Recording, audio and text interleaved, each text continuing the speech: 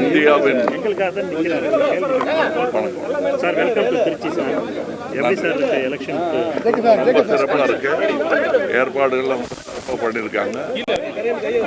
நேரு ஐயா அவர்கள் இங்கே இருக்கிறார்கள். இங்கேயும் ஏற்பாடு சிறப்பாக இருக்கும் என்று நம்ப கூட வேண்டாம், நிச்சயமாக சொல்றேன் நான். அதாவது இந்தியாவின் மிக பழைய கோட்டைகளில் ஒன்று செங்கோட்டை. நம் பாரத பிரதமர் யாராக இருந்தாலும் அங்கிருந்து பேசுவார்கள். அதற்கு மூத்தது செயின்ட் ஜார்ஜ் கோட்டை. இந்த இரண்டுக்கும் மூத்தது திருச்சி மலைக்கோட்டை. அந்த கோட்டை உள்ள ஊர் இன்று டிஎம்கேயின் கோட்டையாக இருக்கிறது. கோட்டைக்கு நான் கதவுகள் திறந்திருக்கின்றன. நான் இங்கே வந்திருக்கிறேன்.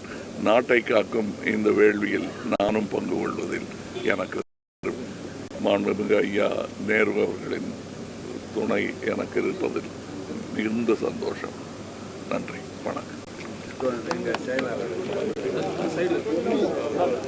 திருச்சி திருப்பமுனை திருச்சி திருப்பமுனை இந்தியாவுக்கு திருப்பமுனையா மாறுன்னு தமிழக முதலமைச்சர் இங்கே பிரச்சார கூட்டம் அறிமுக கூட்டத்தில் சொல்லியிருந்தாரு. அதை நீங்க எப்படி பார்க்குறீங்க? அது மிகையான வார்த்தை இல்லை, நேர்மையான நம்பிக்கை.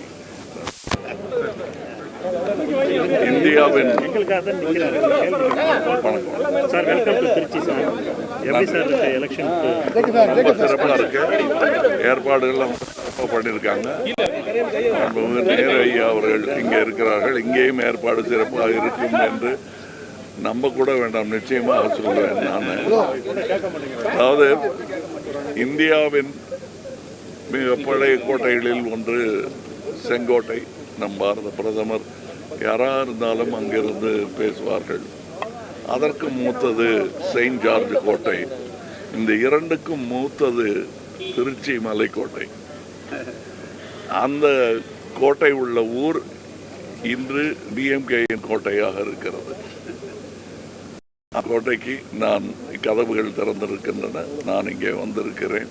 நாட்டை காக்கும் இந்த வேள்வியில் நானும் பங்கு கொள்வதில் எனக்கு மாண்புமிகு ஐயா நேரு அவர்களின் துணை எனக்கு இருப்பதில் மிகுந்த சந்தோஷம். நன்றி, வணக்கம்.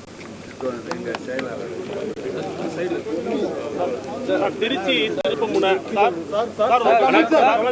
திருச்சி திருப்பமுனை இந்தியாவுக்கு திருப்பமுனையா மாறுன்னு தமிழக முதலமைச்சர் இங்கே பிரச்சார கூட்டம் அறிமுக கூட்டத்தில் சொல்லியிருந்தாரு. அதை நீங்க எப்படி பார்க்குறீங்க? அது மிகையான வார்த்தை இல்லை, நேர்மையான நம்பிக்கை.